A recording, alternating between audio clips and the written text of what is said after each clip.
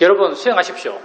뭐 하시겠어요? 살면서 수행이 정말 우리가 여러분 다 인간이죠. 생명이에요. 존재죠. 여러분 스스로 느끼기에 자신의 삶이 가치 있다고 느껴지나요? 난 참 가치 있는 삶을 살고 있다고 느껴지나요? 여러분 왜 살아요? 우린 사실 그렇게 별 볼 일 없는 존재죠. 키도 작고 몸도 뚱뚱하고 얼굴도 못생겼고 가진 것도 별로 없고 다 별 볼 일 없어요. 뭐 나를 포함해서 나는 뭐 안 그러나 나를 포함해서 그러면 우리는 우리 삶의 가치를 어디에서 찾아야 할까요? 우리가 갖고 있는 보통 사람이 발견하지 못하는 우리의 가장 깊이 있는 우리가 갖고 있는 잠재력, 인간 본연의 잠재력이 있어요. 지혜의 잠재력이거든요. 지혜의 잠재력. 통찰지의 잠재력이요. 자유로워질 수 있는 잠재력이요. 그걸 통해서 내 마음이 좋아지고 내 스스로 만족하고 내 마음이 굳건해지고 내 마음의 어떤 수준이 높아져가요. 그게 수행이 여러분 마음을 그렇게 바꿉니다. 여러분은 누구예요? 여러분은 여러분 마음이에요. 여러분 몸이 여러분이에요? 마음이 여러분이에요? 물론 몸과 마음이 합이다 하면 그게 정답이에요. 여러분 느끼기에 몸이 여러분 같아요? 마음이 여러분 같아요? 우리는요 가슴 깊숙이 마음이 나다라고 믿어요. 사실은 사람이 죽었을 때 떠나가는 영혼이 죽어있는 시체를 보는 게 자연스러워요? 아니면 죽어있는 시체가 떠나가는 영혼을 보는 게 자연스러워요? 떠나가는 영혼이 죽어있는 시체를 보는 게 자연스럽죠. 거의 모든 문명권에서 스토리를 쓸 때 떠나가는 영혼이 죽어있는 시체를 보는 걸로 이야기를 쓸 거예요. 그래야 사람들이 공감하니까. 죽어있는 시체, 몸이죠. 떠나간 영혼, 뭘까요? 마음이라고 할 수 있겠죠. 모든 사람들이 마음을 더 나라고 믿기 때문에 이런 이야기가 가능한 거죠. 떠나가는 영혼이 죽어있는 시체를 보는 것. 마음이 좋아져 가는 것, 이게 여러분 존재가 좋아져 가는 거예요. 여러분에게는요, 다 지혜의 잠재력이 있습니다. 근데 이 잠재력을 발현시키는 게 아주 고도의 엄청나게 어려운 난이도를 갖고 있는 그런 활동인가? 전혀 그렇지가 않아요. 그런 잠재력을 발현시키기 위한 활동은요, 정말 단순해요. 내게 지금 알아진 걸 아는 거예요. 느낌 있으면 느낌도 알고, 소리 있으면 소리도 알고, 생각 있으면 생각도 알고, 화 있으면 화도 알고, 가끔 이거 자연의 이치네, 이거 알아진 대상이네, 한번 일으켜주고, 이렇게 가볍게 알고 또 알고 해나가다 보면요, 어느 순간 여러분이 알았던 것에 대한 이해가 생겨나요. 이건요, 말로 설명할 수는 없어요. 왜 이렇게 생기는지는. 근데 우리 마음이 원래 그렇게 생겼어요. 여러분에게 일어나는 걸 알아가다 보면요, 알고 알아가다 보면요, 여러분이 알아차려간 대상에 대한 이해가 생겨나요. 봄에 대한 이해, 들음에 대한 이해, 느낌에 대한 이해, 생각에 대한 이해, 이런 이해들이 생겨나요. 이렇게 이해가 생기면서 여러분 마음은 굳건해지고 스스로에 대한 확신이 생기고 그리고 스스로의 현재에 대한 보람이 느껴져요. 스스로 현재에 대한 보람, 자기 존재의 가치에 대해서 스스로 동의하는 거죠. 내 스스로 내가 가치 있다고 믿는 거예요. 그걸 우리는 신심이라 부르기도 하죠. 내 스스로 이 순간 내 존재의 가치에 동의해요. 여러분 아까 내가 물었을 때 여러분 가치 있는 삶을 살고 있습니까? 물었을 때 아마 아무도 없을걸요. 스스로 가치 있는 삶을 살고 있다고 말하는 사람. 세상에 누가 가치 있는 삶을 살까요? 세상에 제일 부자가 가치 있는 삶을 살까요? 제일 권력이 센 사람이 가치 있는 삶을 살까요? 가치 있는 삶은 대외적인 조건에서 주어지는 게 아니에요. 가치 있는 삶은 내 마음의 조건에 주어지는 거예요. 내가 내 스스로 만족하는 것, 내가 내 스스로 행복한 것, 내가 나 자신에 대해서 자신감을 갖는 것, 그게 수행이 여러분 마음을 그렇게 바꿉니다. 그러기 위한 활동은요, 굉장히 단순해요. 너무 시시해요. 그런 마음이 되기 위한 활동은요, 굉장히 단순한 거예요. 느낌도 알고, 소리도 알고, 생각했다고 알고, 맛이 있으면 맛이 있다고 알고, 냄새 있으면 냄새 있다고 알고. 그렇게 해서 우리가 되고자 하는 것은 어떤 존재인가? 자유로운 존재죠. 묶여있지 않은 존재. 그 자유로움이 관념적인 뭔 대단한 자유로움이 아니에요. 보이는 것으로부터 자유로우면 그게 여러분의 자유로움이에요. 여러분 뭐에 묶여있겠어요? 여러분이 묶여있는 대상은요, 알아지는 것에 묶여있는 거예요. 아름다운 것에 묶여있고, 더러운 것에 묶여있고, 듣기 싫은 소리에 묶여있고, 두려운 생각에 묶여있고, 아픈 느낌에 묶여있고, 다 알아지는 것에 묶여있는 거예요. 여러분이 자유로우면요, 알아지는 것으로부터 자유로울 때 여러분은 자유로워집니다. 그리고 그렇게 여러분을 자유롭게 하는 것은요, 알아지는 것에 대한 이해가 여러분을 자유롭게 합니다. 근데 이런 이해가 생기는 것은요, 정말 엄청나게 많이 배우고, 엄청나게 많이 고민하고, 엄청나게 많이 힘들게 해야만 생기는 게 아니에요. 너무나 단순한 게 생겨요. 너무나 단순한 것. 느낌 알고, 소리 알고, 생각 알고 해 나가다 보면요, 이런 이해가 생겨나요. 그렇게 이해가 생기고, 이해가 생긴 마음은 굳건해지죠. 스스로 만족하는 그런 마음이 되나가요. 그리고 우리는 이렇게 나아가는 길에 끝이 없어요. 궁극까지 가요. 완전한 자유로움. 왜 우리가 완전한 자유로움을 이야기할 수 있는가? 여러분, 세상에서 나름 지혜가 있어요. 관념적 지혜를 하더라도 그것도 지혜죠. 관념적 지혜도 지혜예요. 그래서 하는 역할은 똑같아요. 마음을 가볍게 하고 부드럽게 하고 자유롭게 해요.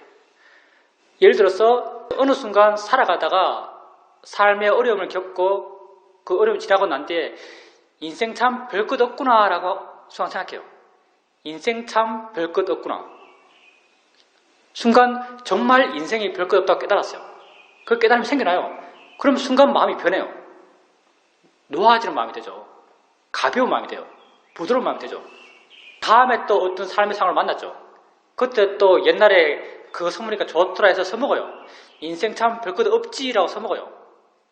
또 조금 작용하겠죠. 가벼워지고 밝아지고 자유로워져요. 다음에 또 어떤 상황을 만났어요. 인생 참 별것 없지라고 또 써먹어요. 이렇게 써먹었을 때 그 효과가 점점 효과가 커져갈까요? 효과가 점점 작아져갈까요? 예, 당연하죠. 효과가 점점 작아져가죠. 효과가 점점 작아져가요. 관념적 지혜는요, 관념적 지혜가 주는 자유로움, 이건요, 쓰면 쓸수록 작아져가요. 근데 우리가 이해하고자 하는 것은요, 실제 내게 있는 것에 대한 이해예요. 법에 대한 이해죠. 법에 대한 이해는 한번 봅시다. 소리 들었어요. 내가 밤에 자고 있는데 옆에 자고 있는 사람이 막 코를 골아요. 순간 화가 확 나요. 그 화는 누구를 대상으로 하냐면 옆에 있는 사람을 대상으로 해요. 옆에 있는 사람을 대상으로 하죠. 그때 내가 수영에서 들은 이야기를 떠올려봐요. 아, 소리는 소리를 뿌리라 했지. 내가 아는 건 소리지. 뭐 누가 내는 소리, 어떤 소리, 이건 내가 아는 게 아니지. 내가 지금 알고 있는 건 소리지라고 순간 떠올렸어요. 그리고 정말 내가 아는 건 소리야 하고 소리에 마음을 둬요. 소리에 마음을 두면요, 마음이 내 안으로 들어와요. 그리고 소리 내는 사람에 대한 의식이 약해져요. 그러면서 마음이 소리에 머물러요. 그러면서 마음이 부드러워져요. 화가 확 줄죠. 그렇게 해서 내가 깨달았어요. 아, 정말 소리는 소리일 뿐이구나. 정말 내가 아는 것은 소리지, 소리 내는 사람이 아니구나. 내가 진짜 아는 것은 소리지, 소리 내는 사람이 아니구나 라고 깨달았어요. 소리를 알면서, 소리를 안다는 게 무슨 말이냐면 내게 그 순간 진짜 있는 것을 알면서 깨달았어요. 다음에 또 어떤 소리가 들려요. 이런 지혜의 내용을 일깨워주죠. 소리는 소리일 뿐이지. 그 소리를 알면서, 그 순간 현재 있는 소리를 알면서 소리는 소리일 뿐이라고 또 떠올려줘요. 또 마음이 가벼워졌어요. 또 다음에 소리가 들려요. 들렸을 때 그때 그 순간 있는 소리를 알면서 소리는 소리일 뿐이지 라고 하니까 마음이 그 소리에 대해서 또 가벼워졌어요. 자, 이렇게 됐을 때, 이렇게 그 순간 내게 있는 것을 대상으로 지혜를 일으키고 그 지혜가 작용해서 그 있는 것으로부터 마음이 가벼워질 때, 이건 쓰면 쓸수록 그 효용이 작아질까요? 쓰면 쓸수록 그 효용이 커질까요? 쓰면 쓸수록 그 효용이 커집니다. 똑같은 대상이 돼서, 소리라고 하는 똑같은 주제에서 똑같은 내용으로 더 깊이 이해해요. 하면 할수록. 이게 어디까지 갈까요? 이게 무한대까지 가겠죠. 왜? 1-1이 가능하다면요. 1-1이 가능하다면 1-1을 계속하면 무한대로 가요. 이게 무한대까지 가요. 좀 더 깊어지고 좀 더 깊어지고 좀 더 깊어진다면 무한대가 가능하죠. 이 지의 무한대가 뭐죠? 이게 아니죠. 여러분이 지금 하고 있는 것 아주 단순하죠. 정말 아마 5살만 되면 할 수 있지 않을까? 못하나 이거? 한 8살만 되면 할 수 있을 것 같아요. 너 느낌 알면서 네가 느끼려고 하지 않았지 않냐? 저절로 일어났지? 라고 이야기해주면 애가 동의 안 할까요? 네가 느끼려고 해서 느꼈어? 저절로 일어났어. 저절로 일어난 거 맞지? 라고 하면 애가 동의할 것 같은데요. 그러면 다음부터 그 느낌 할 때 이게 저절로 일어났네 라고 한번 알아봐 라고 하면 할 수 있을 것 같아요. 8살, 10살만 돼도 할 수 있을 거예요. 그것만 하면 돼요, 여러분. 50살 돼서 못할 게 뭐 있어요? 8살도 하는데, 10살도 하는데. 그것만 하면 돼요. 알아진 것에 대해서 바른견을 익히면서 알면 되죠. 그렇게 주제는 6개밖에 없어요. 뭐 주제가 수백 개, 수천 개가 아니에요. 여러분의 수행의 주제는 6개 뿐입니다. 보여지는 것, 들려지는 것, 느껴지는 것, 생각되어지는 것, 냄새나는 것, 만나는 것. 그리고 이 중에서도 만나는 것, 냄새나는 것이 잘 하지도 않아요. 만나는 것, 냄새나는 것 잘 안 해요. 주로 하는 건 느낌, 소리, 마음이 좀 좋아지면 생각. 보는 것. 보는 것도 처음엔 잘 안 하죠. 나중 되면 이것도 익숙해지겠지만. 몇 개도 안 돼요. 한다면 4개네요. 4개에서 어디로 가요?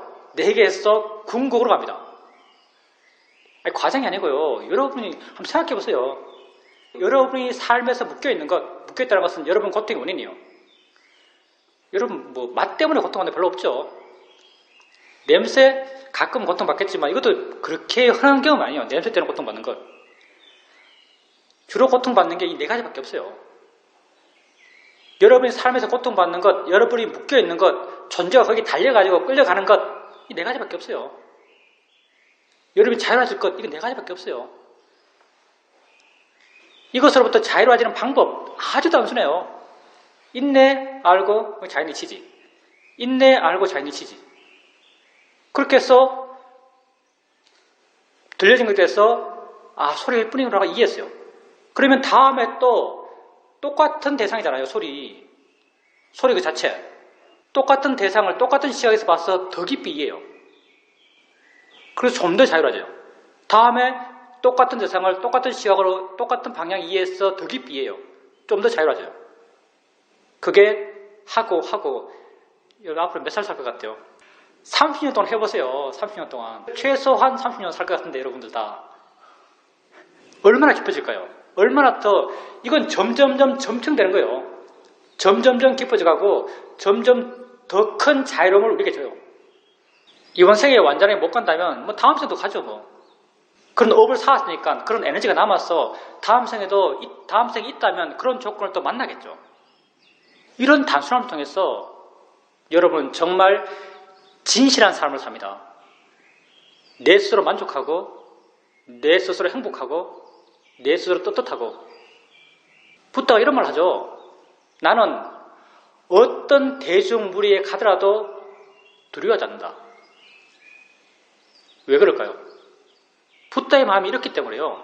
스스로 떳떳하고 스스로 만족하고 스스로 행복하기 때문에 어떤 무리에 가더라도 떳떳해요.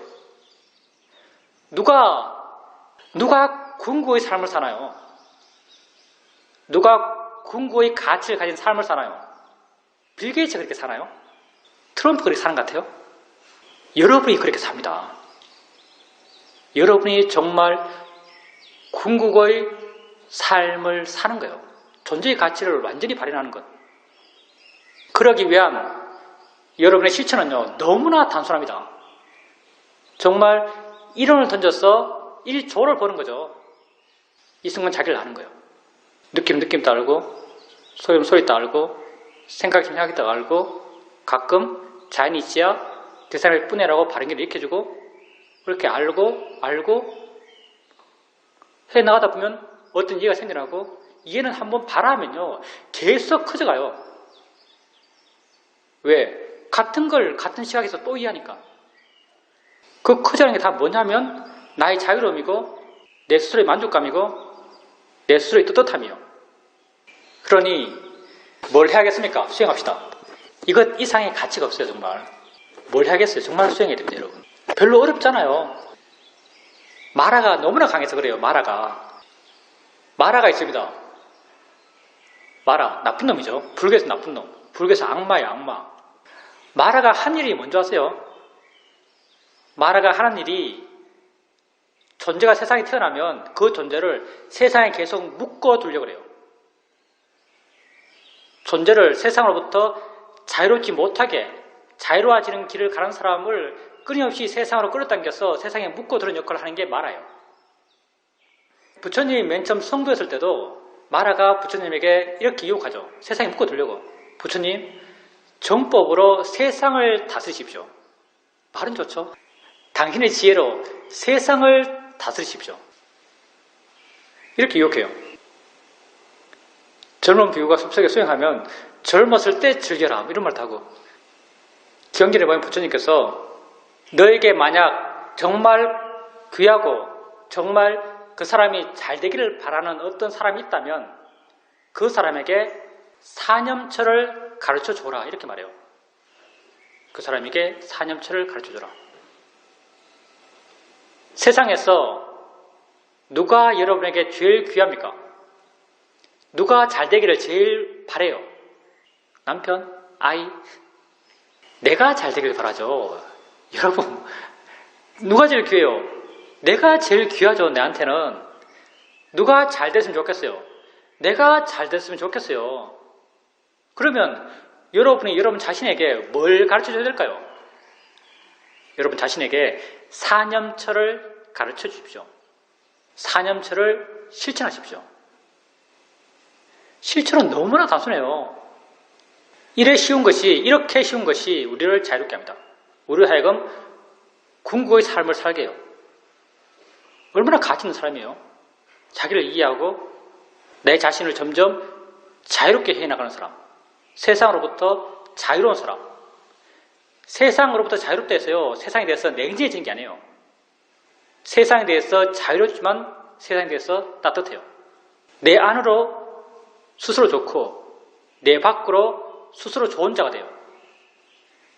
그렇게 가장 자기 자신을 위할 수 있는 존재가 스스로 되기를 바랍니다. 그게 수행하는 거예요. 인터뷰를 즉석으로 하는 사람 있나요? 없지는 않겠지만 인터뷰 하려고 생각하면 상당히 준비하잖아요. 안 그런가? 난 옛날에 진짜 많이 준비했거든요. 즉석으로 한다면 대단합니다. 마음이 강해요. 나는 옛날에 인터뷰하려면 내가 옛날에 좌선할 때 미얀마에서 지금부터 하는 소리는 헛소리입니다. 하실 말씀 있으면 중간에 끼어서 하면 됩니다. 하실 말씀 있으면 중간에 끼어서 하면 돼요. 내가 사실은 굉장히 남 눈치를 많이 봐요. 남이 나를 어떻게 볼까? 여기서 굉장히 신경을 많이 쓰는 사람이에요. 인터뷰에 대해서도 인터뷰 잘하려고 하는 욕구가 굉장히 강했죠. 그래서 좌선할 때 딱 앉으면은 첫 생각이 이번 좌선에서는 뭔가 인터뷰 거리가 있어야 될 텐데 라는 생각이 첫 생각이에요. 근데 이게 욕심이에요. 번뇌예요. 이게 오직 부정적인 영향만 줬냐? 이게 사실은 꼭 부정적인 영향을 준 게 아니에요.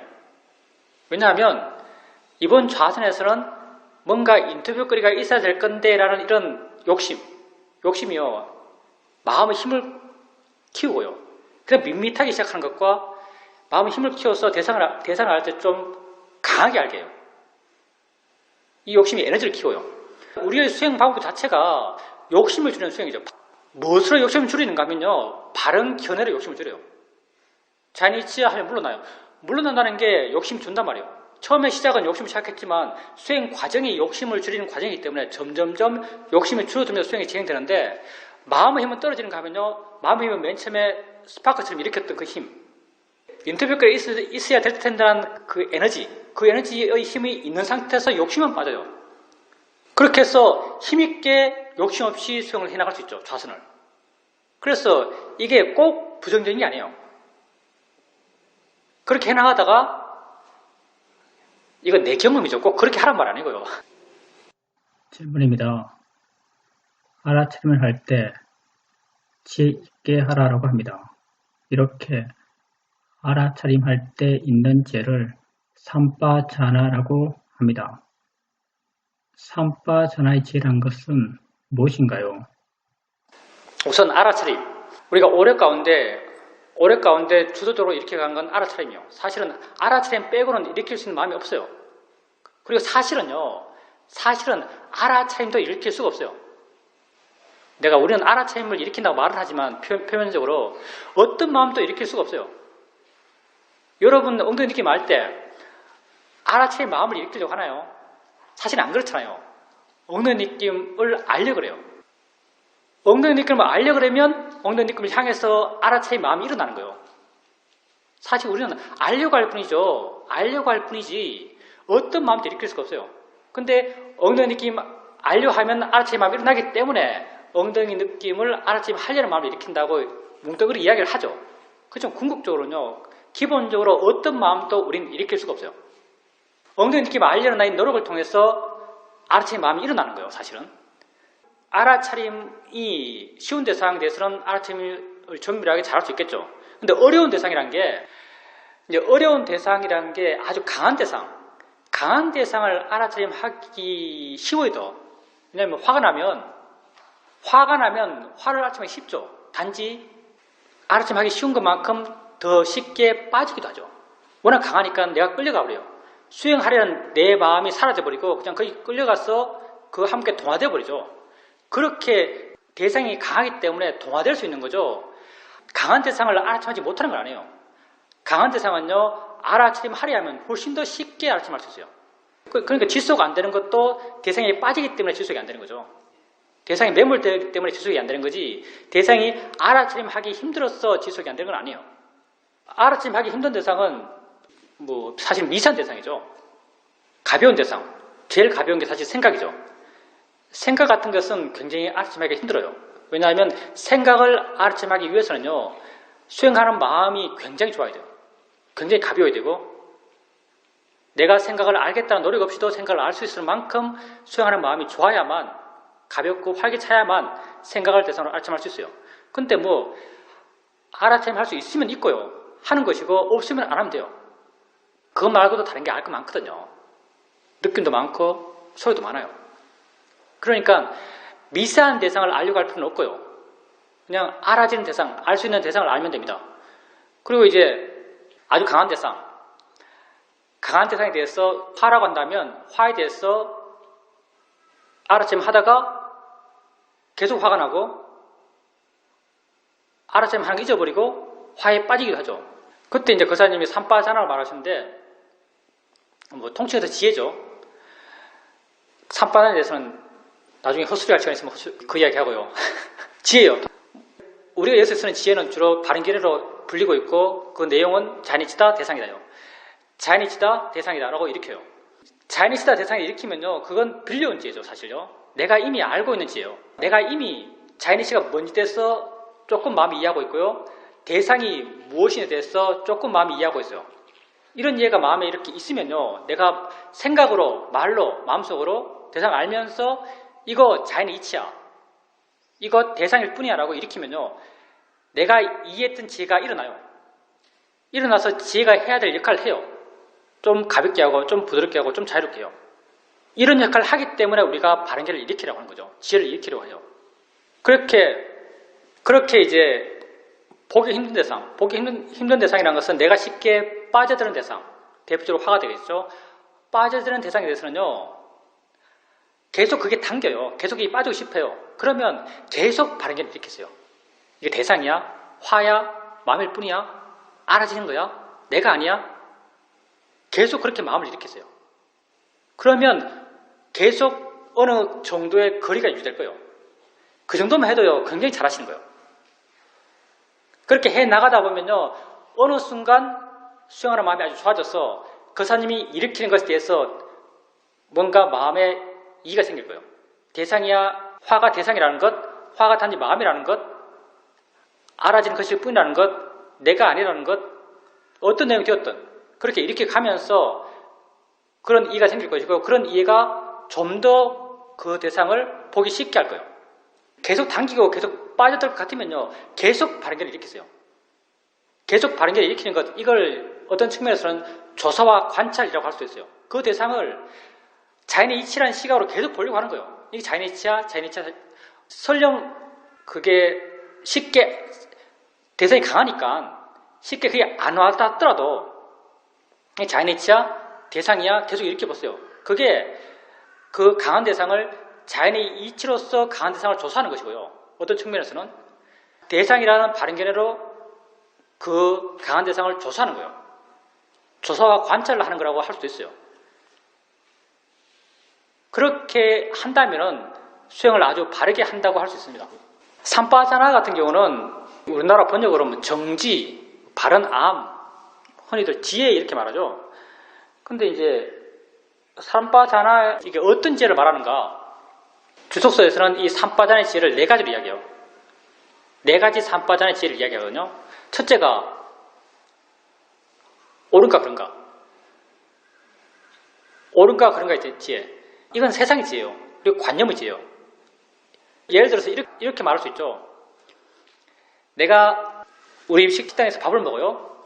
밥을 먹는데 고등어 조림 나왔어요.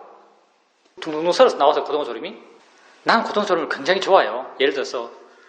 그리고 가서 고등어 조림을 하나 떴어요. 근데 마음이 욕심이 있으니까 하나 더 뜨고 싶죠. 근데 내가 그때 알아차림이 있어요. 이게 보통의 양심을 가진 사람, 보통의 의식을 가진 사람이요. 그때 알아차림이 있어요. 고등어 조림을 하나 뜨고 하나 더 뜨려는 마음이 생겼을 때 순간 마음은 알아요. 이게 옳은지 그런지. 이건 모르면 바보죠. 알아차림이 있으면요. 바른 알아차림이 있으면 저절로 생겨나요. 옳은가 그런가에 대한 지혜. 그러다는 걸 알죠. 이게 삼빠전의 제1지예요. 옳은가 그런가. 자, 그러면 두 번째 지혜는 뭐냐면요. 적당한가 적당하지 않은가. 이건 범위가 좀 더 넓어요. 옳은가 그런가는요. 오직 그 행위 하나만 따져요. 옳은가 그런가는. 적당한가 적당하지 않은가는요. 주변 환경까지 다 따져요. 내가 만약 떴어요. 그걸. 하나 뜨고 그런 줄 알지만 여러분 그런 줄 알면 안 해요. 여러분 그런 줄 알면 안 해요. 그런 줄 알면서 하는 게 무수하게 많죠. 나를 포함해서. 우린 그런 줄 알면서 엄청나게 그런 일을 많이 해요. 자, 그런 줄 알면서 떴어요. 떠서 갖고 와요. 마음이 깨끗하고 활발하고 깨어있을까요? 침침하고 어둡고 둔할까요? 마음이 침침하고 어둡고 둔해요. 마음이 자기 자신을 고통스럽게 해요. 업의 결과를 바로 봤죠.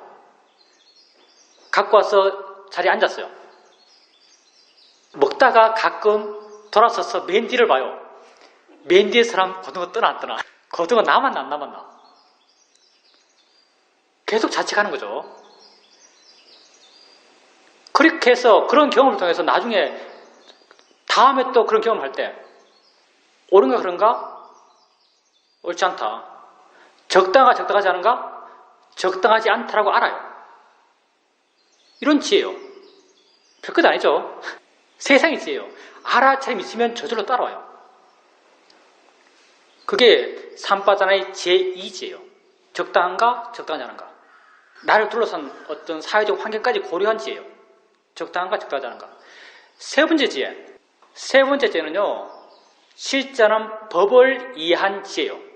내게 진짜 이게 뭔지를 이해한 지혜. 예를 들어서 옆에 내가 코 골고 있는데 화가 확 나다가 내가 진짜 아는 것은 소리지 라고 하면서 소리에 마음이 머물고 정말 내게 진짜 있는 것은 소리구나 라고 순간 이해했어요. 그러면 삼빠자나 제 세 번째 지혜가 있는 거예요. 그 사람 코 고는 소리가 실제가 아니고 내게 들리는 이 성질 이게 정말 진짜구나라고 이해했을 때 삼빠자나의 세 번째 성질이 있는 거죠. 그리고 우리 수행 같은 경우 대상을 이렇게 알아가다가 알아진 대상을 향해서 아는가라고 물었을 때 순간 마음에 그래 알지라는 동의가 생겼어요. 그게 아는 마음을 이해한 거죠. 아는 마음을 이해했을 때 삼바자나의 세 번째 지혜가 있는 거예요. 이게 실자는 법을 이해한 지혜예요. 실자는 법을 계속 봐나가요. 예를 들어서 벽을 보죠. 본다는 걸 계속 이해나가요. 보는 마음을 계속 이해나가요. 보내라고 계속 이해나가요. 보내라고 계속 이해나가다 보면 어느 순간 내 마음에 어떤 일이 생기는가. 내가 지금 한 대상을 볼 때도 내가 이렇게 손바닥 봐요. 손바닥이라는 한 대상을 볼 때도 보는 마음은 계속 일어나는 거라고 이해해요. 보는 마음이 그냥 한 마음이 멈춰서 계속 보는 것이 아니고 봄이 계속 일어나서 봄이 계속 유지된다라고 알아요. 이게 무상을 이해한 거죠.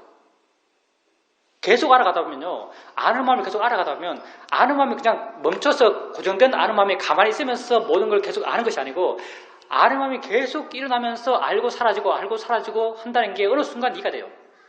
끊임없이 아는 마음이 일어난다고 이해해요. 이게 무상을 이해한 거죠. 또 이렇게 알아가다 보면 어느 순간 아는 마음이 내 의지와 무관하게 지 알아서 지 스스로 일어난다고 알아요. 아는 마음이 일어나면 나는 아무 역할도 못한다고 이해하는 거죠. 이게 뭐를 이해하는 거예요. 그리고 또 계속 알아가다 보면 어느 순간 이건 약간 승화적인 차원의 지혜 같은데 내가 느끼기에 계속 알아가다 보면 어느 순간요. 아는 마음의 일어남이 가치 없다.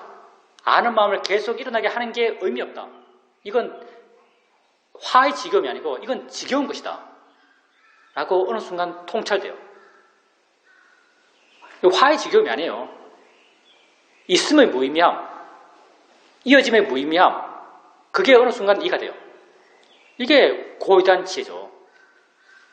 이렇게 실제 하는 것, 내게 진짜 있는 것에 대해서, 법에 대해서 이게 무상하다, 고다, 무하다는 이해가 있을 때 이걸 삼바자나의 네 번째 지혜라고 해요. 그렇게 알아차림 있고 바른 수행을 해나가기 때문에요. 항상 사실은요. 거의 항상 다 있어요. 이거. 왜냐하면 수행을 오래 했고 그냥 띄엄띄엄 하는 게 아니고요. 수행을 꾸준하게 하면요. 무상과 저절로 일어난다. 내가 하는 게 아니고 지 스스로 한다. 무상과 무아. 무상과 무아에 대한 이해는요. 웬만큼 마음에 그냥 어느 정도 항상 있는 것 같아요. 고에 대한 이해는 항상 있는 것 같지 않은데 무상과 무아에 대한 이해는 어느 정도 잘 안 사라져요. 봄이 그냥 일어난다? 내가 보는 것이 아니고 들음이 그냥 일어난다? 내가 듣는 것이 아니고 이런 이해는 모르겠어요. 이게 뭐 딴 사람 마음을 내가 모르니까 이런 이해는 쉽게 잘 안 사라져요. 어느 정도 성숙해지면. 그러니 삼바자나의 지혜를 갖고 알아차림 해라고 하죠. 대임철경에. 근데 뭐 삼바자나의 지혜를 갖고 알아차림 하려고 노력할 필요가 없어요. 나중에는. 그리고 노력해야 한다면 이미 미숙한 거고요. 노력해야 한다면 그냥 우리가 이해하려는 또 주된 내용이 있죠. 자연이치다, 대상이다. 그 측면을 이해하면 돼요. 자연이치다, 대상이다. 그 죄를 일으키고 그 죄의 측면을 조사하고 해나가는 걸로 충분합니다. 주석서에서는 이렇게 삼바자나의 지혜를 네 가지로 이야기하고 있습니다. 질문입니다. 내가 자주 보는 어른이 한 분 계십니다. 그분에 대해서 항상 나는 그분이 강자에게 약하고 약자에게 강하다라고 생각했습니다. 그래서 별로 좋지 않게 느꼈고 가까이 하지 않으려 했습니다. 어느 날 그분이 내게 무언가를 물었고 나는 아주 안 좋게 대답했습니다. 순간 화가 강하게 났습니다. 그 이후 수행을 하면서 항상 마음 한구석에서 내가 그때 왜 그렇게 화를 냈지? 라는 의문을 갖고 있었습니다.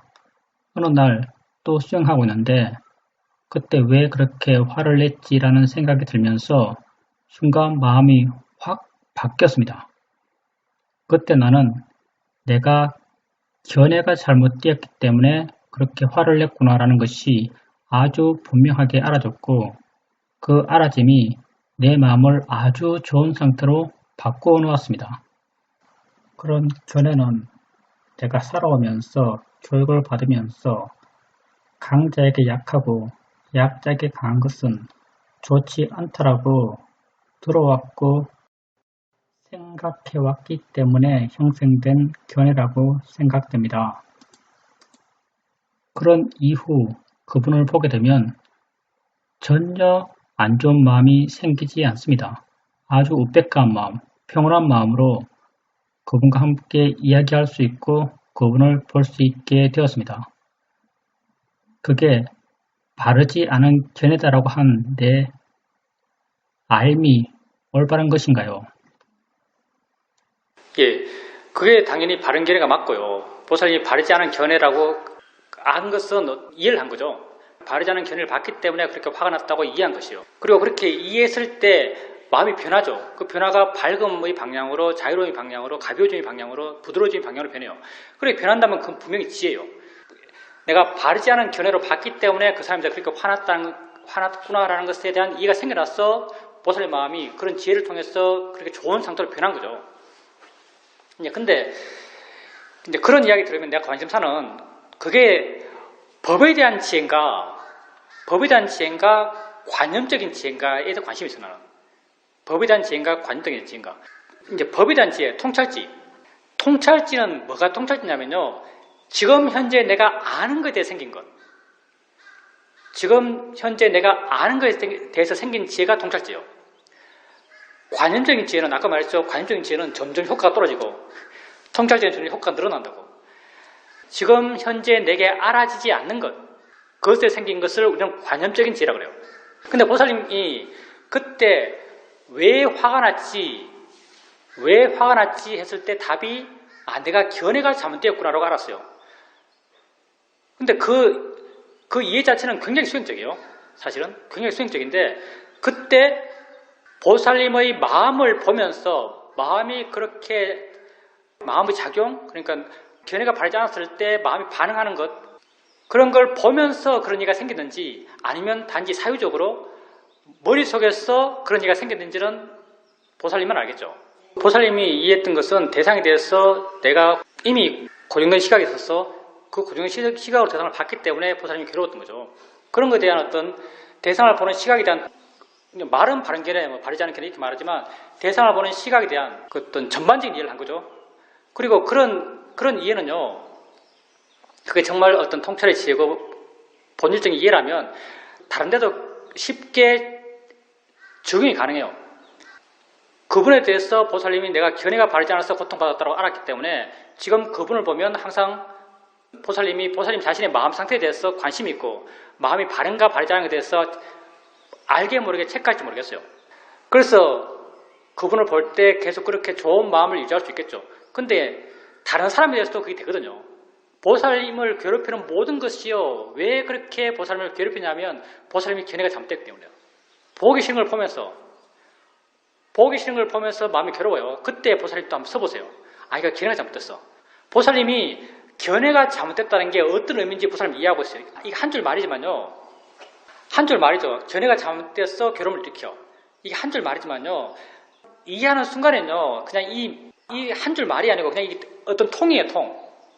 많은 걸 함축하고 있는, 말로 푼다면 무수하게 풀릴 수 있는 어떤 통적인 대상을 바라본 시각에 대한 어떤 이해를 한 거거든요.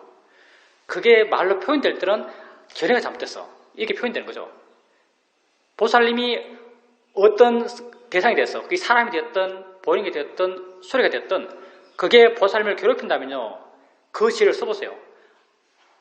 괴로운 순간 그것에 대해서 내 견해가 잘못된 거야. 그걸 써보세요. 그러면요. 보살님이 이해하고 있는 어떤 통으로서 이게 일어나요. 일어나면서 보살의 마음을 물어나게 하고 가볍게 하고 자유롭게 할 거예요. 똑같은 내용이요. 법의 이치는 똑같기 때문에 다 같거든요. 계속 그 죄를 써보세요. 그 죄가 꼭 그 사람이 됐을 뿐 아니라요. 다른 보이는 것, 들리는 것, 느껴지는 것, 생각까지도 그 지혜가 계속 어떤 지혜 역할을 할 겁니다. 질문입니다. 수행은 크게 열심히 한다고 생각하지 않습니다. 그렇지만 일상삶에서 조금씩 수행해 가면서 어떤 이해를 해 나가는 것 같습니다. 본문에서 들었던 내용이 가끔 이래서 그렇구나라고 이해됩니다. 예, 만약 이해가 된다면 보살님이 수행하기 때문에요. 수행 안 하면서 이해가 생기는 건 없어요. 그거는 뭐 그냥 공짜로 뭘 얻는 건데요. 그게 있겠어요? 그게 우리에게 지혜가 생기는 패턴이죠. 예를 들어서 화가 왜 일어났지라는 의문이 생겼어요. 화가 왜 일어났지라는 의문을 갖고요. 의식적으로 내 노력으로 정말 화가 왜 일어났을까라고 고민해요. 탐구하고 공부하죠. 그러면 절대 이해가 안 생겨요. 절대 이해가 안 생겨요. 우리가 원하는 이해는 화가 왜 일어났지라고 사유하면요. 나름 자기 스스로 결론을 낼 수 있겠죠. 이렇게 해서 화가 일어났구나라고 결론 내고 그 결론 내서 내가 답을 찾았다고 믿을지도 몰라요. 근데 그 답이 절대 자기 마음을 밝게 하고 자유롭게 하고 부드럽게 하진 않아요. 한다 해도 굉장히 제한적이에요. 우리가 지혜가 일어나는 건요. 마음이 좋아서 지혜가 일어나요. 마음이 좋아서 지혜가 일어나고 마음에는요. 어떤 문제의식은 있어요. 내가 떠올리지 않지만 보살님이 내가 생각하기에 보살님이 그 사람에 대해서 내가 그렇게 왜 화를 냈지 그 화낸 상황이요. 보살님에게는 굉장히 스스로 문제의식을 갖게 한 상황인 것 같아요. 그래서 보살님께서 의도적으로 계속 그 생각을 안 하더라도 마음에 가끔 한 번씩 그때 왜 화냈을까? 라는 의문을 가져요. 그때 왜 화냈을까? 라는 의문을 갖는 거죠. 그리고 아마도 보살님은 할 수 있는 만큼 수행했을 거예요. 그러면서 알고 할 일 없으면 자기 관심 갖고 그런 걸 해나갔지 않았을까 생각해요. 그렇게 점점 마음이 좋아져가는 거죠. 마음이 좋아져가면요. 이렇게 마음이 좋아져가요. 이 좋아진 마음 상태에서 왜 화냈지라는 의문은 그냥 에너지로만 존재해요. 표현하자면 그래요. 이런 표현하기 좀 힘들죠. 에너지로만 존재해요. 그렇게 계속 마음이 좋아져가다 보면요. 이 왜 화냈지라는 이 에너지가요. 의문의 에너지가 어떤 촉매 역할을 해가지고요. 뭔가 이렇게 빵 터져요. 그런 순간 답이 나와요. 그리고 이 답은 내 마음을 확 바꿔요. 통찰지도 마찬가지예요. 통찰의 지혜도 이렇게 나요. 통찰의 지혜도 여러분이 수행에 나가고 알아가고 아는 마음을 알아가요. 아는 마음을 알아갈 때 처음에는 아는 마음에 대해서 이건 자인의 치야, 이건 뭐 대상이야, 이건 마음이지, 이건 지가 일어나는 거지, 조건 따라 일어난 거야. 이렇게 여러 가지 지혜의 내용을 갖고 와서 조사하고 관찰하고 해나가요. 근데 나중에는 이게 뭐지? 정말 아는 마음이 신기하거든요. 존재하는 게 신기해요. 있다는 게 신기해요. 이게 뭐지라는 의문 부호만 에너지로 남아있어요. 이게 뭐지라는 에너지. 이게 뭐지라는 사유하지 않아요. 아는 마음이 뭐지? 이게 마음인가? 이건 맨 처음 이런 에너지가 없을 때 의도적으로 막 이렇게 가는 에너지죠. 근데 나중에 자꾸 알아가고 실제로 법을 알아가다 보면요. 현재 이렇게 있다는 것, 현재의 존재, 그런 게 돼서 알고 싶다는 에너지가 있어요. 이게 화두에서는 이거잖아요. 만법규일 일기하처. 하나는 어디로 가지? 이게 에너지예요. 하나는 어디로 가지? 이게 있는 게 이게 뭐지? 이거예요. 이 에너지예요. 이런 의문의 에너지를 갖고 수행하는 거예요. 그 현재를 확인해 가는 거죠. 느낌 알고, 소리 알고, 있음을 알고, 안다는 걸 알고, 생각 알고 해나가다 보면요. 어느 순간 수행하는 마음이 좋아져서 이 에너지가 촉매가 돼서 뭔가 팍 터져요. 확 알아지죠.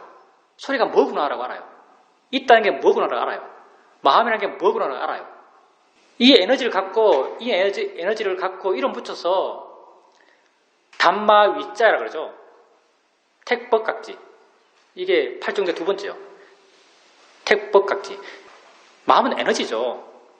칠각계 두 번째구나. 칠각계 두 번째.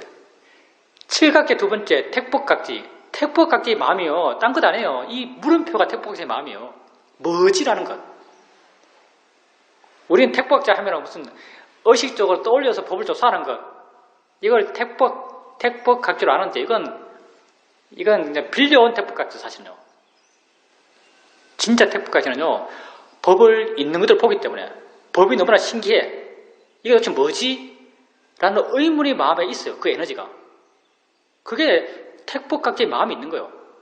그렇게 칠각지가 좋아져 가는 거예요. 알아차림 있고, 알아차림, 법에 대한 조사, 고요함, 삐띠, 우백가 이렇게 있는 거죠. 그러니까 보살님도 마찬가지죠. 그렇게 그때 왜 화냈지라는 의문이 마음에 있으면서 꾸준히 수행했기 때문에 어느 순간 거기에 대한 해답이 나온 거죠. 해답이 정답이에요. 정답이기 때문에 그게 보살의 마음을 확 바꾸나요. 바른 방향으로, 지혜의 방향으로 보살의 마음을 확 바꾸죠. 우리 다 보통 바람을 갖고 있죠. 엄청 뛰어난 사람이 별로 없어요. 나를 포함해서. 이제 일상 삶 속에서 수행하잖아요. 수행하려고 노력하고 있어요. 이론적으로는요, 일상 삶 속에서 좌선 안 하고 알아차림을 계속 이어지게 해나가면 자연스럽게 마음이 대상으로 떨어지고 자연스럽게 사마디가 강해지고 그렇게 사마디가 강해지는 걸로 오류의 균형이 맞는 것에 충분하다고 말해요. 이론적으로는 그래요. 근데 이제 일상의 삶이라는 조건이 일반적으로는 우리의 마음을 활발하게 하는 데는 쉬워요. 쉬운 조건이에요. 왜냐하면 할 것도 많고 보이는 것도 많고 하기 때문에 마음의 활발함을 일으킨 데서는 조건이 굉장히 좋다고 볼 수 있죠. 근데 마음의 고요함을 일으킨 데는요, 조건이 굉장히 안 좋아요. 그래서 일반적인 케이스, 일반적인 상황 속에서는 마음의 균형을 맞추기 위해서 할 수 있다면 좌선을 하는 것이 보편적으로는 도움이 돼요. 근데 정말 그냥 활동 속에서 수행을 열심히 하고 있다면요, 열심히 한다는 게 딴 것도 아니고 이어지게 하려는 노력을 계속해 나가고 있다면, 그렇다면 정말 좌선은 필요 없어요. 이어지려는 노력을 내가 계속하고 있다라고 한다면은 좌선을 안 해도 돼요. 근데 내 수행이 그냥 띄엄띄엄 하다 안 하다 그렇다라고 한다면은 좌선하는 게 어느 정도까지는 분명히 도움이 될 거예요. 질문입니다. 일상의 삶에서 꾸준히 알아차림을 이어지게 한다면 좌선은 할 필요가 없다고 하신 것인가요?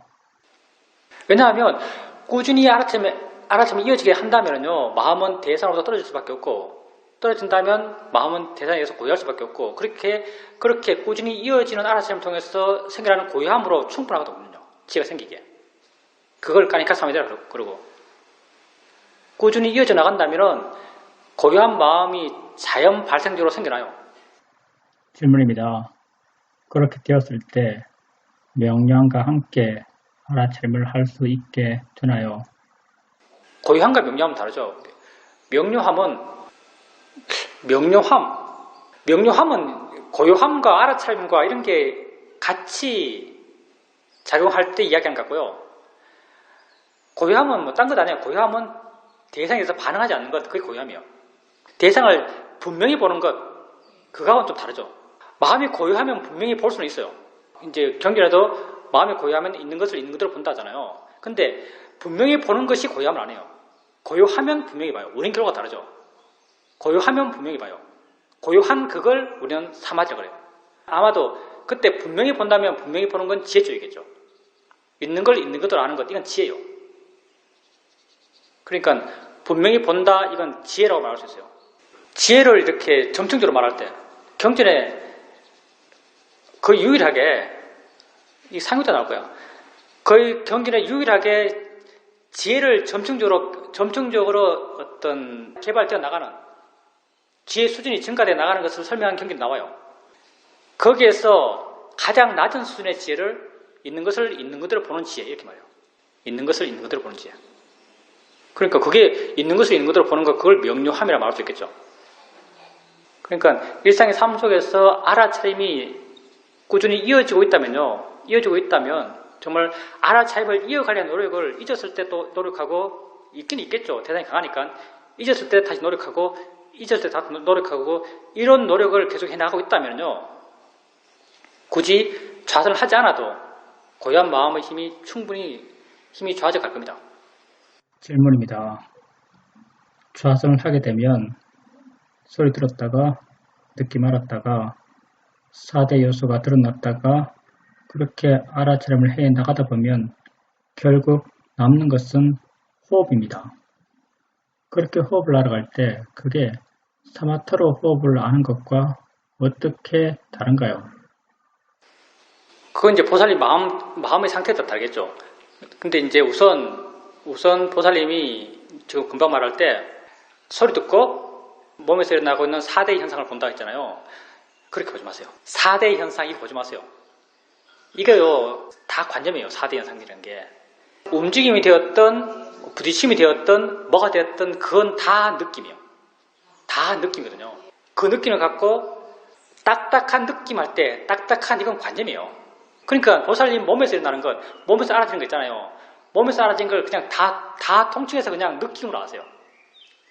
다 느낌일 뿐이라고 아는 거지. 이건 딱딱하네, 이건 부드럽네, 이건 뜨겁네, 뭐 이건 차갑네, 이건 움직이는 거네. 그렇게 알 필요가 전혀 없어요. 이거 뭉쳐있네, 이렇게 알 필요가 전혀 없어요. 4대라고 하는 건요, 4대 그 자체는 법이죠. 근데 우리가 어떤 말로서 4대를 설명하는 건 다 관념이에요. 보살님이 이렇게 이 소리 알고 몸의 느낌 알고 해나가다 보면 나중에는 호흡이 남아요. 호흡이 남을 때 보살님이 호흡에 점점 마음이 다가가면서 호흡을 한다면 이건 사마타예요. 호흡을 그냥 멀리서 호흡을 한다면요, 호흡이 사실 느낌이거든요. 보살님이 이런 걸 호흡이라고 붙이지만 실제 느낌이요. 타마타 보살님이 파악수행하면서 봤던 호흡은요, 느낌이 아니거든요. 보살님이 파악수행하면서 봤던 호흡은요, 코 인중에서 들어가고 나가는 바람을 보려고 했어요. 공기의 흐름. 공기의 흐름을 한 점에서 보려고 했거든요. 파악수행 이렇게 하거든요. 공기의 흐름을 한 점에서 보려고 그래요. 근데 공기의 흐름은 사실 못 보잖아요. 공기의 흐름을 못 보죠. 못 보니까 내가 공기의 흐름은 이런 거라고 생각하는 관념이 구체화되면서 뭐가 만들어져요. 그게 만들어진 게 니미타거든요. 이렇게 공기의 흐름을 보게 되면요, 이건 실제하지 않는 관념을 보는 것이고요. 보살님이 느낌을 본다면 그건 실제하는 걸 보는 거예요. 느낌은 진짜 있는 거예요. 호흡하면서 느낌이 있어요. 그 느낌을 계속 가까이 가면서 본다고 한다면 이건 사마타지고요. 그걸 멀리서 그거 있네라고 안다면 이건 위파사나적이에요. 그리고 멀리서 그거 있네라고 알면요, 다른 것도 함께 있어요. 다른 것과 함께 있다면 그게 별로 문제가 안 돼요. 다른 것과 함께 있다는 게 무슨 말이냐면요, 우리가 의식적으로 뭐에 하나에 집중할 때는요, 우리는 하나에만 집중할 수 있어요. 두 개에 절대 집중을 못해요. 그러니까 보살님께서 이렇게 여러 가지가 알아지고 있고 그 가운데 하나가 호흡이라면요, 이건 호흡에 집중한 상태는 아니다고 볼 수 있어요. 그러니까 여러 가지가 알아지는데 그 가운데 하나가 호흡이라면 이건 별로 문제가 안 돼요. 경행할 때도 그렇게 수행을 그렇게 하세요. 질문입니다. 경영할 때도 결국에 남는 것은 발의 움직임이다. 주된 대상이 하나로 정해지는 것은 아닌 것 같은데 자꾸 하다 보면 옛날처럼 하나의 대상만이 끝까지 남게 됩니다. 그러니까 발의 움직임도 마찬가지예요. 발의 움직임도 그걸 자세히 보려고 하고 그것만 보려고 하지 말고요. 그걸 멀리서 보면 돼요. 있다라고 그냥 멀리서 인지하면 돼요. 그렇게 있다라고 멀리서 인지하면서 그건 내가 보려고 하지 않아도 보여줘요. 이미 마음이 거기다 집착을 갖고 있기 때문에 마음이 그것 아는 데 아주 특화되어 있어요. 그래서 내가 먼 사람 보고 있어도 그게 알아져요. 다른 것 알아도 그게 있거든요. 그게 그냥 있는 상태로만 있으면 돼요.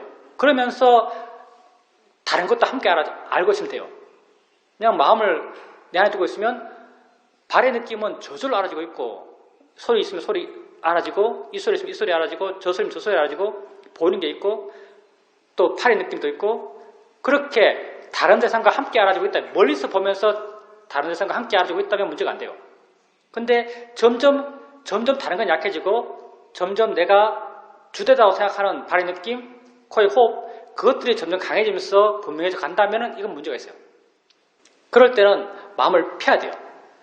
어떻게 펴는가? 능숙해지면요, 그냥 펴려면 펴져요. 능숙해지면은. 근데 안 되면은 뭐가 일어나고 있지? 이렇게 물으세요. 뭐가 일어나고 있지? 너무 그쪽으로 많이 가면 발 말고 다른 건 뭐가 있지? 이렇게 물어보세요. 발 말고 다른 건 뭐가 있지 하면요, 마음이 또 딴 데로 확 가버려요. 코 말고 다른 건 뭐가 있지? 라고 물어보세요. 그럼 다른 데로 확 가요. 그래 계속 마음을 펴주세요. 능숙해지면 그냥 펴려고 해도 그냥 펴려는 의도만 가져도 그냥 마음이 펴져요. 이제 그렇게 계속 다른 것과 함께 알려가십시오. 그리고 멀리서 알려가세요. 질문입니다. 좌선을 할 땐 아무것도 하려는 마음, 하려는 마음 없이 그냥 앉아 있습니다. 아무것도 하려는 마음이 없다는 것을 알 수 있습니다. 이렇게 아무것도 하려는 마음이 없지만 소리들, 느낌들이 자연스럽게 알아집니다. 그리고 경영을 할 때도 무엇을 알겠다는 생각 없이 그냥 가만히 있습니다. 그러면 소리들, 느낌들이 자연스럽게 알아집니다. 이렇게 소리와 느낌들이 알아질 때 뭔가 나 자신과 함께 있다라고 느껴지는 것이 있습니다. 이렇게 함께 있다라고 느껴질 때 스스로 마음을 이해하고 있다라고 판단합니다. 예, 그러니까 실제 수행 상태를 말로 표현할 때는 그 표현은 굉장히 개인이에요. 개인마다 표현한 말이 다 달라요. 그래서 다른 사람에게 전하기가 굉장히 힘들죠. 그 사님은 함께 한다고 이렇게 표현했는데 그건 아마 좌선할 때도 마찬가지일 거예요.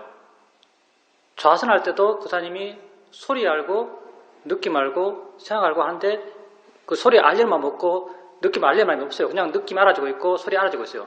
그때 알아지는 것은 관념적이에요. 내가 말하면 내 말의 내용이에요. 근데 알아지는 것과 함께 뭐가 있어요. 뭐가 있는데 뭐라고 말할 수 없죠.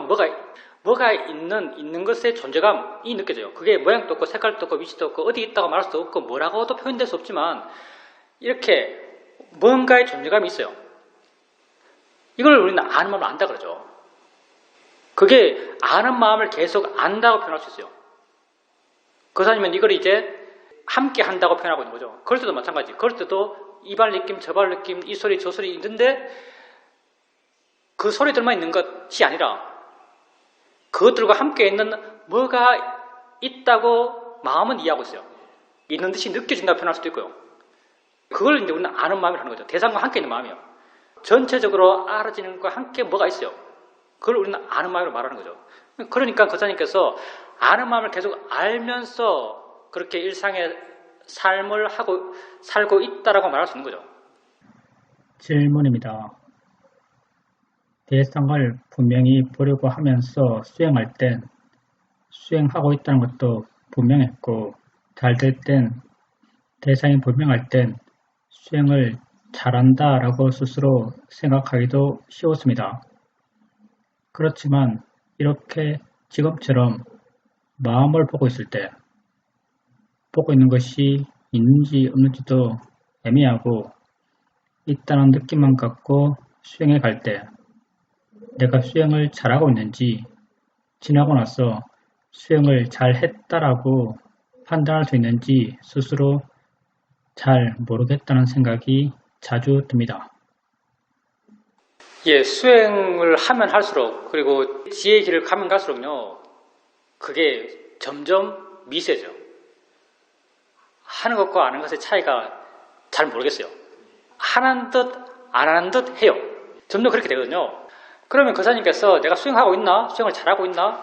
이렇게 의문이 돼서 판단할 때 뭘 갖고 판단할 수 있는가? 뭘 갖고 판단할 수 있냐면요. 지혜 갖고 판단할 수 있어요.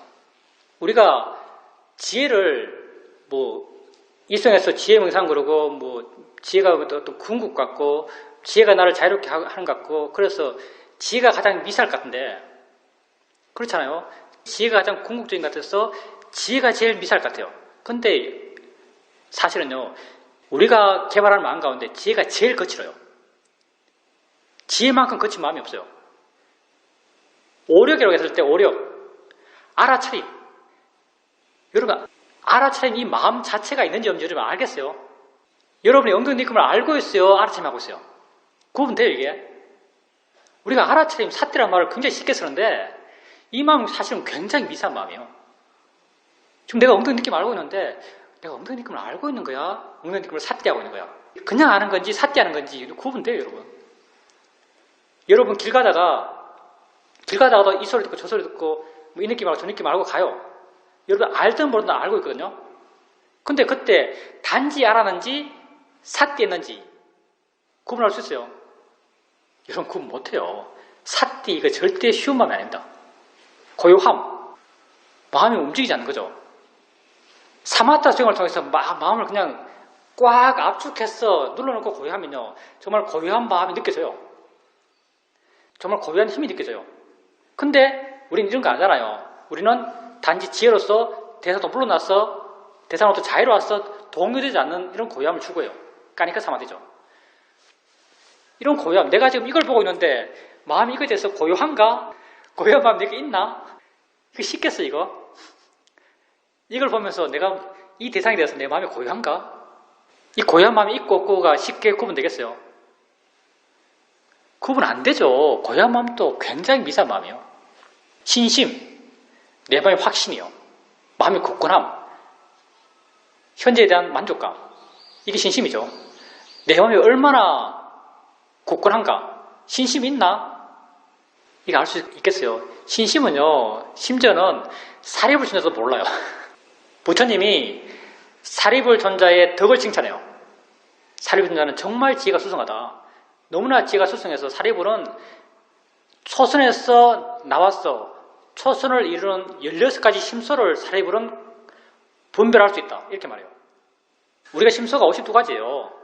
근데 각 마음마다 여러 가지 심소가 함께 일어나서 어떤 특정한 일을 해요. 초선 때는 심소가 34가지인가 그래요. 34가지 심소가 일어나서 초선 상태를 만들어요. 34가지 초선을 이루는 심소 가운데 사리불이 구분할 수 있는 심소가 16가지다. 이렇게 말해요. 주소서에서는 16가지가 사리불이 구분할 수 있는 최고의 숫자였다. 최대의 숫자였다. 못 갈라놔도 그만큼 못했다. 이렇게 말해요. 근데 이 16가지에 신심이 없어요. 34가지는 신심이 있어요. 34가지는 신심이 있거든요. 근데 16가지는 신심이 없어요. 다시 말하면 사리불도 구분 못했던 마음이 신심이에요. 얼마나 미세하겠어요. 노력, 마음의 활발함이요. 내 마음이 얼마나 활발하지? 내가 이 대상 저 대상 알아가는데 마음이 활발한가? 활발하다면 얼마나 활발하지? 이거 여러분 구분할 수 있겠어요? 노력도요, 사실은 굉장히 미세한 마음이에요. 지혜, 내게 지혜가 있나 없나? 이거요, 사실은 상대적으로 굉장히 쉽습니다. 왜냐하면 지혜가 있으면 지혜의 작용은 굉장히 거칠었어요. 그 지혜의 작용이 주는 느낌이 내 마음에 분명해요. 그 느낌이 바로 물러나는 느낌, 가벼워지는 느낌, 부드러워지는 느낌, 밝아진 느낌. 지혜는 이 느낌을 줘요. 지혜의 마음이 일어났어. 그 지혜의 마음이 내 마음에 주는 마음의 느낌, 지혜의 느낌이죠. 지혜의 느낌이요, 굉장히 분명해요. 상대적으로요. 그래서 오력 가운데요, 제일 거친 마음은요, 사실 지혜예요. 그래서 제일 확인하기 쉬워요. 내가 느끼기에 지혜를 제일 확인하기 쉽기 때문에 우리 명상을 지혜 명상이라고 할 거예요. 하려고 하는 것은 삿기지만 만약 신심이 제일 분명하다면, 균형 맞는 상태에서 제일 우리가 확인하기 쉬운 마음이 신심이라면 아마 신심 명상이라 했을걸요. 근데 우리가 확인하기 제일 쉬운 게 지혜이기 때문에 아마 우리 수행을 지혜 명상이라 할 거예요. 그리고 그래서 그냥 반야 바라밀 이런 말 생길 할 거예요. 왜냐하면 제일 거칠어서 제일 확인하기 쉬워요. 반야가 그렇게 확인하기 쉽기 때문에 반야라는 말을 많이 쓸 거예요. 우리가 지혜를 마치 궁극인 것처럼 이야기하지만요, 실제 지혜는 굉장히 거친 마음입니다. 거칠다는 것은, 거칠다고 말하는 것은요, 우리가 알기 쉽다는 기준에서 말하는 거예요. 그래서 거사님이요, 내가 수행을 바르게 하고 있나? 수행을 바르게 하고 있지 않나고 했을 때 지혜를 확인하면서 체크해보세요.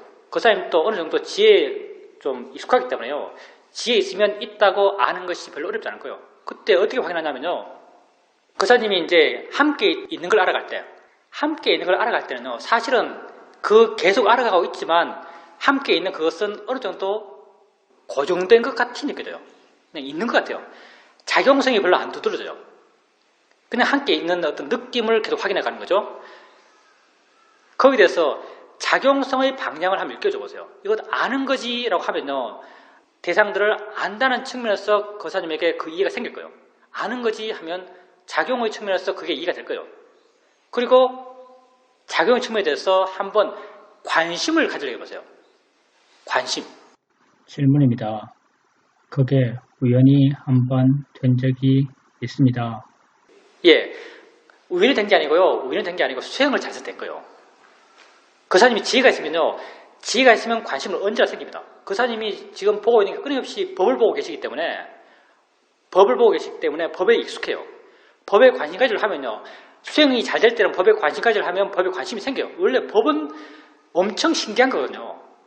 법을 있는 그대로 바르게 보고 있는데 법에 대한 관심이 없을 수가 없어요. 그러니까 수행을 잘하고 있는지 제대로 하고 있는지 그 사님이 확인하고 싶으면 성질과 작용 측면으로 한번 보시고 거기에 대해서 관심이 있는지 한번 보세요. 관심이 있다면요. 수행 상태가 좋은 거예요. 지혜가 사실은 우리 수행을 스스로 판단할 수 있는 근거가 돼요. 왜냐하면 그게 거칠기 때문에. 질문입니다. 여기에서 저절로 알아진다는 말을 자주 하는데 어떻게 저절로 알아지나요? 모든 것이 다 원인과 결과 아닌가요? 아니 원인과 결과가 내가 맞추는 게 아니고 지가 맞아지니까요. 지 스스로 맞아지니까. 지가 알아질 조건 되니까 알아지는 거예요. 법의 원인과 결과잖아요. 법이 내가 조작할 게 아니에요. 지가 조건 되니까 지가 일어나서 지가 알아지는 거죠. 내가 하는 게 아니고. 그러니까 이걸 이제 저절로 알아진다고 말하는 거죠. 수행이 정말 여러분 자신을 위한 최선입니다. 이 최선이란 게요. 여러분 나를 위한 최선의 수행이란 게 내가 어느 특정한 상황에서만 이게 최선이 아니고요. 여러분 삶이 어떤 상황에 처했든 남에게 욕먹는 상황이 되었든 남에게 화를 내는 상황이 되었든 차를 타는 상황이 되었든 공부하는 상황이 되었든 여러분 삶의 내용이 어떤 내용이 되었든 어떤 상황이 되었든 그 순간 여러분이 자신을 위한 최선은요. 수행하는 겁니다. 수행이라고 표현했지만 좀 더 구체적으로 말하면 그 순간 자기를 아는 거예요. 그리고 좀 더 구체적으로 표현하면 그 순간 자기를 알면서 자기에게 진짜 있는 걸 찾아가는 거예요. 그 순간 자기를 아는 것이 여러분 삶이 어떤 조건 속에 있든 여러분이 최선으로 자기 자신을 위하는 삶입니다. 그리고 그걸 통해서 우리가 가는 것은요. 궁극의 자유예요. 아니 이렇게 미친한 내가 궁극을 이야기할 수 있습니다. 질문입니다. 오늘은 법당에서 의자에 앉아서 좌선을 했습니다. 몸도 안 좋아지고 무릎도 아파서 이러한 신체 구조 때문에 요즘은 의자에 앉아서 좌선합니다. 오늘 의자에 앉아서 좌선하는데 느낌들, 소리들을 알아가다가 심장이 뛰는 소리를 들을 수 있었습니다. 처음에는 의자에 앉아서 좌선하는 것이 어색했지만 이제는 좌복에 앉아서 좌선하는 것과 별 차이가 느껴지지 않습니다. 가끔은 이렇게 눈을 감고 좌선을 하게 되면 하얀 산이 눈앞에 펼쳐집니다. 옛날에는 그런 것들에 대해서 많은 의미를 부여했지만 지금은 그냥 자연이치다 보이는 것일 뿐이다라고 알아차림합니다. 사실은 미세한 건 별로 안 중요하고요. 근데 미세한 걸 알 만큼 마음이 좋아졌다는 건 좋아요. 마음이 좋아졌기 때문에 미세한 게 알아지는 거죠. 근데 미세한 걸 미세하게 보려고 하지 마세요. 미세하게 알아지면 그걸로 충분해요. 앞뒤를 잘 알아야 돼요. 미세하게 알아지면 별로 안 중요하고요. 미세하게 알려고 노력할 필요도 없어요. 근데 미세하게 알아지면 그 마음이 좋은 거예요. 수행을 하면 깨어있기 때문에 미세하게 알아지는 거예요. 밝고 깨어있기 때문에 미세하게 알아지는 거죠. 그러니까 미세하게 알아진다, 미세하게 알아지지 않는다에 대해서 별로 신경 쓸 필요가 없어요. 중요한 건 마음이 중요한 거거든요. 그리고 앞에 나타난 영상 같은 경우는요. 정말 보살님이 그 영상에 대해서 의미부를 하지 않으면 영상은 안 나타나요. 사실은 의미부를 하기 때문에 아직 나타난 것이거든요. 근데 지금 보살님이 그 영상에 대해서 대처하고 있는 건 아주 옳아요. 그냥 있다, 나타났다, 보인다 이렇게 알면 돼요. 보살님이 뭐 옛날에 뭐 어떤 그런 걸 통해서 마음이 위안을 얻는지 몰라요.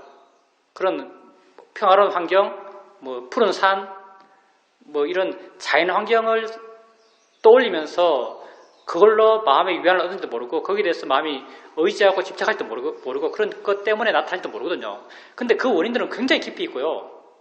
보살님이 접근할 수 없는 부분에 있어요. 그러니까 이건 따질 필요가 없어요. 우리는요 모르는 것은 안 따져요. 나타나는 현상만 보면 돼요.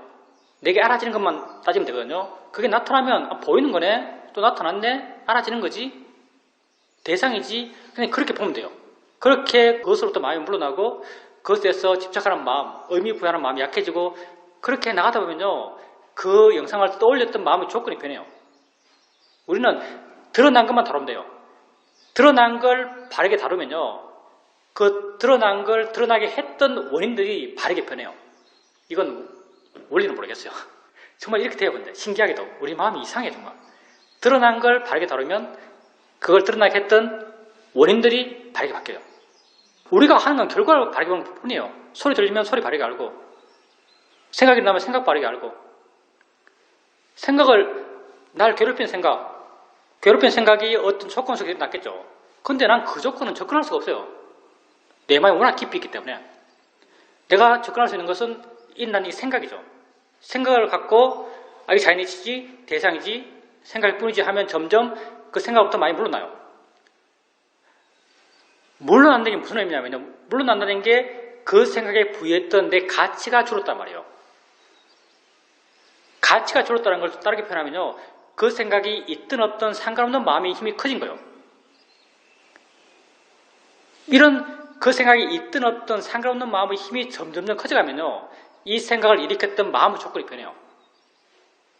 그 마음의 매듭이 점점 풀리는 거예요, 사실요. 그러니까 보살님이 모르는 것은 다룰 필요가 없어요. 드러난 것만 바르게 보려고 노력하면 돼요. 그리고 좌선할 때, 그 앉아서 수행할 때 대상들이 이렇게 알잖아요. 알 때 하나하나를 아세요? 하면 전체적인 걸 한꺼번에 다 아세요? 질문입니다. 가만히 있으면서 알아지는 것을 그냥 압니다. 오늘 같은 경우도 다른 걸 자연스럽게 알다가 심장이 알아지면 심장의 박동을 자연스럽게 알았습니다. 좋습니다. 그거 지켜보시고요. 심장이 뛴다라고 그렇게 의식적으로 정리하지 마세요. 마음이 그렇게 정리하면 정리하는 것이고요. 그냥 보살님은 그냥 받아들이세요. 그냥 알아지는다 받아들이세요. 가슴 쪽에 느낌이 있는 거죠, 사실요. 가슴 쪽에 느낌을 보살님은 심장이 뛴다고 해석한 거죠. 질문입니다. 심장의 박동은 경영할 땐 알 수 없었습니다. 좌선하게 되면 경영할 때 몰랐던 박동의 느낌이 알아졌습니다. 그게 이제 고요함이 커졌기 때문에요. 경영할 때는 몸이 움직이기 때문에 고요함이 약한 상태에서는 잘 안 알아졌다가 앉으면은 몸이 고요해지기 때문에 마음도 고요해져요. 고요함이 커졌기 때문에 내가 몰랐던 것도 드러나거든요. 근데 뭐 드러났다 어떻든 알아지는 그걸 액면 그대로 아세요. 알아지는 것은 가슴의 느낌이요. 근데 이게 심장의 박동이라는 하는 것은 보살님의 해석이요. 그러니까 액면 그대로 아는 거예요. 액면 그대로. 알아지는 그대로. 가슴 쪽에 뭐가 있다라고 알면 돼요. 그냥. 소리도 들리면은, 소리는 내가 들리는 그대로 알면 이게 액면 그대로예요. 근데 저 소리가 새 소리다, 좋다라고 하면 이건 보살님이 같이 보여요. 뭘 알더라도 그냥 액면 그대로 아세요. 질문입니다. 스스로 생각하기에 유신견이 많이 없어졌다라고 생각했었습니다. 모든 것이 자연의 이치이고 6가지 감각기관에서 일어날만 해서 일어난다고 이해하고 있습니다. 또 사이드께서 말씀하셨듯이 모든 것이 원인과 결과이고 원인과 결과의 이어짐에 나라는 것이 없다는 것은 분명히 이해하고 있습니다. 스스로 이렇게 유신견이 많이 작아졌다고 생각했었지만 일상의 삶을 살면서 욕심내고 여전히 화를 내고 있고 어제 내가 했던 것, 내일 내가 할 것, 그런 걸 생각하면서 걱정하는 나를 보면서 여전히 나라고 하는 것이 아주 크게 있구나라는 것을 발견하게 됩니다. 예, 우선 유신견은요, 성인이 되면 없어집니다. 예, 아리아가 돼야 돼요. 수다원 때 없어지는 게 유신견이에요. 근데 수다원 때 유신견이 없다는 게 굉장히 애매해요. 왜냐하면 아만이라고 하는 게 아라한 때 없어지거든요. 수다원이 유신견이 없어지는데 아만은 아라한 때 없어져요. 아만이 뭐냐면 내가 잘났다 이게 아만이거든요. 내가 못났다 이것도 아만이에요. 그러니까 사다함과 안함 같은 경우 유신견은 없는데 암만 있어요. 뭐 그렇고요. 유신견이 있는 게 당연합니다. 다 갖고 있어요. 여기 유신견 없는 사람 아무도 없겠죠. 수다 한번 손 들어보세요. 유신견 다 갖고 있어요. 내게 유신견이 있는 건 당연해요. 그러니까 유신견이 있는 것에서 문제 잘 필요도 없어요. 그냥 수행을 해 나가면서 무아에 대한 이해를 깊이 해 나갈 뿐이에요. 우리는 나아가고자 할 뿐이지 지금 당장 뭐 유신견이 없는 것, 뭐 화가 없는 것, 욕심이 없는 것 이걸 지금 당장 어떻게 얻을 수 있는 게 아니에요. 그 길을 갈 뿐이죠. 그러니까 그 길을 가는 걸로 충분하고요. 그리고 그 길을 간다면 그 간다는 그 자체가 고귀하고 대단한 거예요. 그리고 이제 그 연기 이야기했었는데 연기 무아 이야기했었는데 연기를 이해하면 원인기를 이해하면 무아를 이해하는 게 맞아요. 사실 이게 두 개가 같은 말이에요. 연기와 무아는 사실 같은 말이에요. 말을 워낙 다르게 써서 그렇지. 근데 보살님이 지금 무아에 대해서 설명한 것은 아주 100점 만점의 답안지 같아요. 근데 그게 이제 사회적인 수준이죠. 생각으로 이해한 거예요. 생각으로 이해했는데 보살님이 지금 관찰하잖아요. 소리 있으면 소리도 알고 느낌 있으면 느낌이 또 알고 생각 있으면 생각이 또 알아요. 근데 보살님이 관찰하는 그 현상 자체가 사실은 무아적 현상이에요. 보살님은 소리 들으려고 해서 듣는 게 아니고 소리가 그냥 들려요. 느낌 알려고 해서 느끼는 게 아니고 느낌이 그냥 알아져요. 다 무아적 현상이거든요. 보살님 의지와 무관해요. 보살님 의지와 무관한 무아적 현상을 관찰하고 있어요. 아르침하고 아르침이 나가요. 점점 수행하는 마음이 좋아져 가겠죠. 이렇게 점점 수행하는 마음이 좋아져 가면서 계속 이러한 무아적 현상을 관찰해 가다 보면요. 어느 순간 보살님에게 어떤 무아와 관련된 이해가 생겨나요. 정말 내가 없구나. 나는 아무것도 안 하는구나. 이런 이해가 생겨나요. 이런 이해가 생겼을 때 무아를 진짜 보살님이 이해했다고 말할 수 있어요. 이건 통찰자가 되는 거죠. 일어남에 대한 무아의 지혜죠. 사회도 중요합니다. 우선요, 지혜에 대해서 생각으로 이해할 수 있을 만큼 이해해놔야 돼요. 근데 그걸로 절대 완벽하게 채워지지가 않아요. 채워지지 않는 부분, 그건 어떤 물음표의 에너지로 내게 남아요. 그러면서 무아적 현상, 소리 들림, 느낌함, 생각 일어남, 그런 것들을 계속 알아차림 해나가고 알아차리는 마음의 힘이 점점 좋아져가고 다른 마음의 조건들이 점점 좋아져 가다 보면 어느 순간 그 물음표가 발화하면서 뭔가 알미 확 생겨나요. 그게 무아에 대한 어떤 통찰의 지혜겠죠. 그러니 보살님이 생각할 만큼 생각하시고요. 주로 해야 되는 것은 일어나는 것에 대한 끊임없는 알아차림이요. 질문입니다. 사이드의 본문을 읽다 보면 고에 대해서 말씀하시고 고를 이해해야 한다고 강조하십니다. 그리고 고에 대해서 세 가지로 이야기하시는데 처음에는 두카를 말씀하시고 다음으로는 계속 해야 하기 때문에 고통이다 라고 말씀하시고 마지막으로는 상카라 두카에 대해서 말씀하십니다. 상카라 두카일 땐 일반적인 두카, 괴로움이라고 믿어왔던 그런 것들은 더 이상 없다라고 하십니다. 그런 말을 들으니까 고에 대한 이해를 해야겠다고 생각되고 참 희망적이다라고 느껴졌습니다.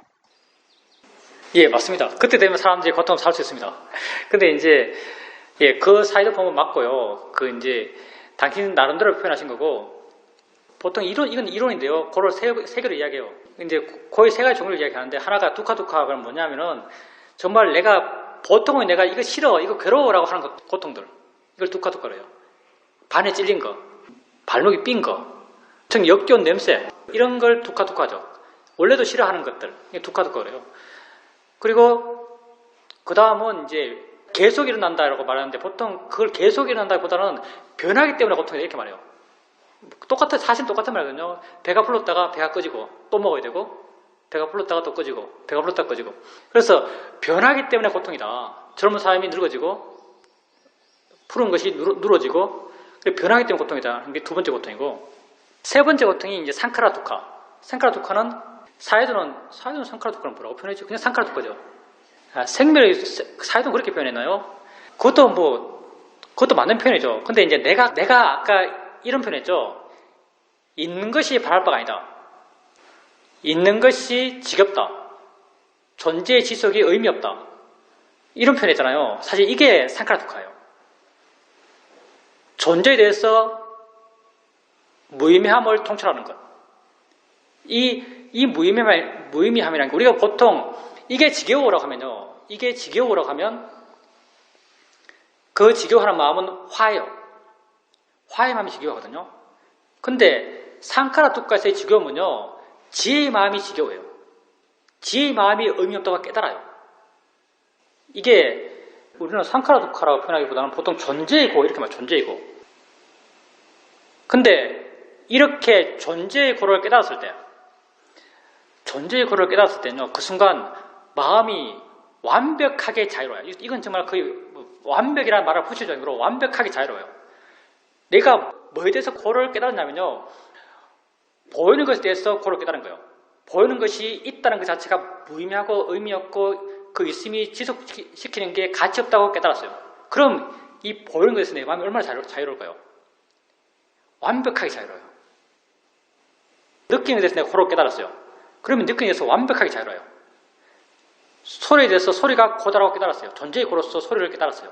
그러면 소리에 대해서 완벽하게 자유로워요. 그때는 정말 완전한 자유로움 이런 게 느껴져요. 그걸 16단계 이빠사나 지혜에서 이걸 상카라 우백가냐냐 그래요. 상카라, 일어나는 데서 마음이 완전히 평온한 지예요. 근데 이제 보살님이 그렇게 되면 정말 편하겠다고 생각하셨는데 이게 여기에 이제 오류가 있는 거죠. 지혜란 게요 중구난방이에요. 이빠사나 16단계 지혜라고 말하고 11단계가 상카라 우백가냐냐요. 어떤 사람들은 지혜 얘기하면서 나는 4단계 지혜에 있다. 나는 6단계 지혜에 있다. 나는 11단계 지혜에 있다. 이렇게 말하는 사람이 있는데 이렇게 말하는 사람은 다 거짓말하는 거예요. 보살님이 수행할 때 수행 정말 잘 되라는 상태 있죠. 근데 수행 정말 잘 되라는 상태에 보살님 계속 있을 수 있나요? 똑같아요. 보살님이 수행하다가 정말 수행 잘 되는 상태가 있었어요. 그 상태를 처음 하고 보살님이 딴 사람한테 나는 그렇게 수행 잘 되는 상태로 계속 수행해라고 말하는 것과요. 이 사람들이 나는 4단계 지혜 단계에 있으라고 말하는 게 똑같아요. 4단계 지혜 단계에 있을 수가 없어요. 다 올라갔다 내려갔다 올라갔다 내려갔다 편차가 엄청 심하고요. 어떨 때는 뭐 있다가 어떨 때는 없고 이래요. 마음이 좋을 때는 있다가 마음이 안 좋을 때는 없어요. 계속 우리는 해가는 사람이에요. 보살님이 어느 상태에 됐으란 여기에 어떤 보살님 만족의 포인트 주지 말고요. 나는 지금 계속 그 길을 향해 가고 있어 여기다가 포인트를 주세요. 내가 이렇게 가고 있는 그 자체가 가치 있는 거예요. 가고 있다면 내가 만족할 수 있는 거죠. 수행하고 있다면 만족할 수 있어요. 뭐 어떻게 돼야 만족하는 게 아니에요. 그러니까 상카라 우백가냐냐 같은 경우는 굉장히 좀 쉽게 이루기 힘든 지혜잖아요. 쉽게 이루기 힘든 지혜면 지혜일수록 잘 안 있어요. 그 조건을 맞추기 힘들어요. 그 조건이 계속 된다면 그 이미 성인이에요. 우리는 과정의 사람이에요. 해 나갈 뿐이에요.